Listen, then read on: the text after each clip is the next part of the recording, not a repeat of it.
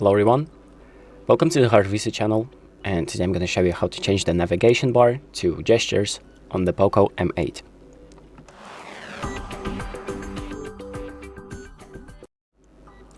So on the POCO M8 we have a few options on how you want to control your phone.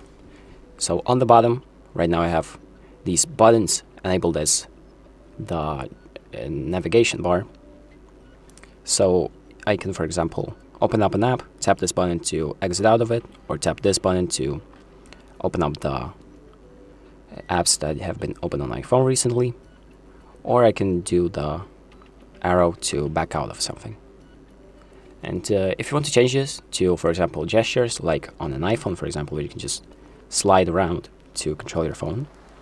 To enable this, we're going to go to Settings, then we're going to scroll down to Home Screen, select System Navigation, and here we can change it to gestures.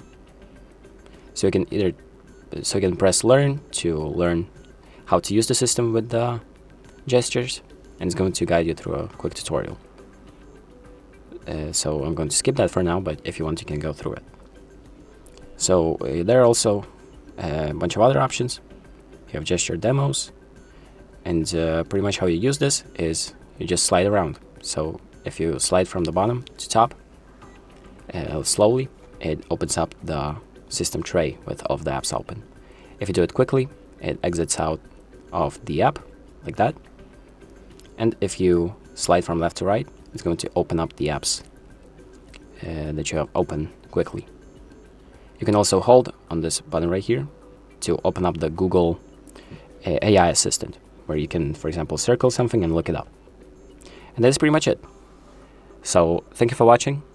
I hope this video helps you, and make sure to like and subscribe.